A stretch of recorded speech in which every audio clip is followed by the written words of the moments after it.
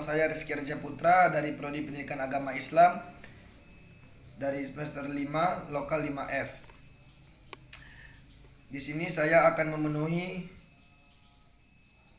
persyaratan ulangan tengah semester. Baik, di sini saya akan menjelaskan materi micro teaching selama 7 kali pertemuan. Yang pertama ada model-model pembelajaran aktif atau pengantar micro teaching.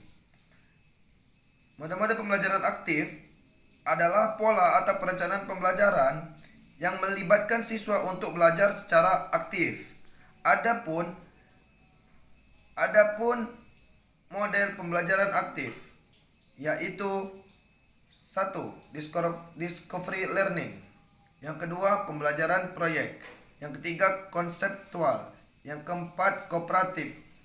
Yang kelima, kooperatif. Yang keenam, ada problem solving. Baik, dalam pertemuan kedua itu menjelaskan tentang perangkat pembelajaran K13. Kurikulum 13 adalah kurikulum yang berlaku dalam sistem pendidikan Indonesia dengan metode pembelajaran menggunakan mata kuliah pelajaran yang terpadu. Adapun perangkat-perangkat dalam kurikulum K13. Yang pertama ada silabus, yang kedua ada RPP, yang ketiga ada kalender akademik, yang keempat ada program tahunan, yang kelima ada program semester, yang keenam ada rincian pekan akhir, yang ketujuh ada buku absen, yang ke-8 ada buku jurnal, yang ke-9 buku penilaian, ke-10 bundle portofolio, 11 buku soal atau bank soal, 12 ada media pembelajaran. Dalam pertemuan ketiga itu membahas tentang modul ajar. Modul ajar adalah dokumen atau bahan pembelajaran yang dirancang secara sistematik membantu proses belajar mengajar lebih efektif dan terstruktur. Adapun komponen yang ada pada modul ajar. Yang pertama ada kompetensi awal dan kompetensi dasar. Yang kedua ada tujuan pembelajaran. Yang ketiga ada pertanyaan pemantik. Yang keempat pembelajaran Pancasila. 5 ada submateri. Keenam ada metode atau model pembelajaran. 7 kegiatan pembelajaran. Dalam kegiatan pembelajaran itu meliputi pembukaan, kegiatan inti pembelajaran, penutup, dan alokasi waktu. 8 asesmen. Di dalam asesmen ini ada 4 komponen. Dalam poin 1 itu asesmen awal, asesmen formatif, asesmen individu, asesmen kelompok. 9 ada media dan sumber pembelajaran. Media dan sumber pembelajaran meliputi media audio, media visual, dan audio visual. Dan juga ada sumber buku, internet, dan lingkungan sekolah. Dan yang terakhir ada daftar pustaka. Dalam pertemuan keempat itu mempelajari tentang administrasi sekolah. Administrasi sekolah adalah proses pengelolaan yang melibatkan perencanaan, pengorganisasian, pengarahan, pengendalian sumber daya sekolah untuk mencapai tujuan pendidikan secara efektif dan efisien. Adapun jenis-jenis administrasi sekolah. Administrasi sekolah yang pertama ada administrasi sekolah. Yang kedua ada administrasi standar kompetensi kelulusan. Yang ketiga ada administrasi proses.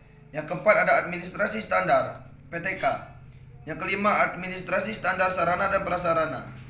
Keenam administrasi standar pengelolaan. 7 administrasi standar pembiayaan. 8 administrasi standar penilaian. 9 administrasi budaya dan lingkungan sekolah. 10 administrasi serta masyarakat dan kemitraan sekde. Kelima itu administrasi guru. Administrasi guru merupakan suatu pengertian kegiatan yang dilakukan oleh guru dalam konteks penilaian yang mencakupi perencanaan, pelaksanaan, serta evaluasi. Adapun jenis-jenis administrasi guru. Yang pertama administrasi kelas, administrasi sekolah,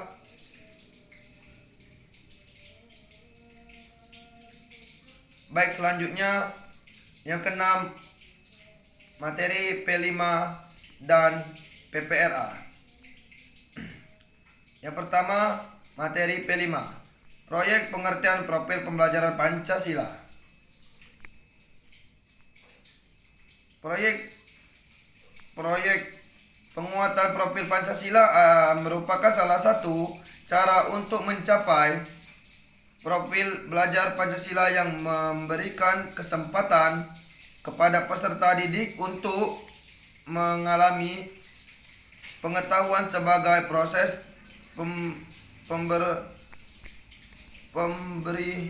pembentukan karakter. Jadi dalam konsep P5 ini lebih terpaku ke pendidikan pada karakter peserta didik. Adapun yang kedua itu ada PPRA yang disebut dengan proyek penguatan profil Pancasila rahmatan lil alamin, merupakan salah satu upaya untuk meningkatkan pemahaman dan kesadaran siswa terhadap nilai-nilai Pancasila dan konsep rahmatan lil alamin. Dan pertemuan terakhir itu menjelaskan tentang asesmen formatif dan sumatif. Asesmen formatif adalah metode evaluasi yang dilakukan secara berkelanjutan selama proses pembelajaran yang bertujuan untuk memantau kemajuan belajar siswa dan memberikan umpan balik. Yang kedua ada asesmen sumatif. Asesmen sumatif adalah jenis penilaian yang dilakukan untuk mengevaluasi pencapaian tujuan pembelajaran tingkat penguasaan akhir semester ataupun akhir tahun. Baik, adapun manfaat mempelajari materi mata kuliah micro teaching. Mata kuliah micro teaching memiliki berbagai manfaat yang signifikan bagi calon pendidik yang akan menjadi asisten mengajar.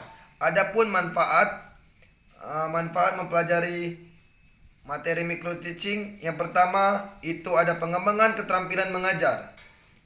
Yang kedua ada meningkatkan kompetensi. Yang ketiga ada membangun kepercayaan diri, dan yang keempat memfasilitasi pembelajaran kooperatif. Jadi secara keseluruhan mata kuliah micro teaching adalah alat penting dalam memperoleh calon pendidik untuk menjadi guru yang efektif dan kooperatif. Mungkin sekian dari saya. Wassalamualaikum warahmatullahi wabarakatuh.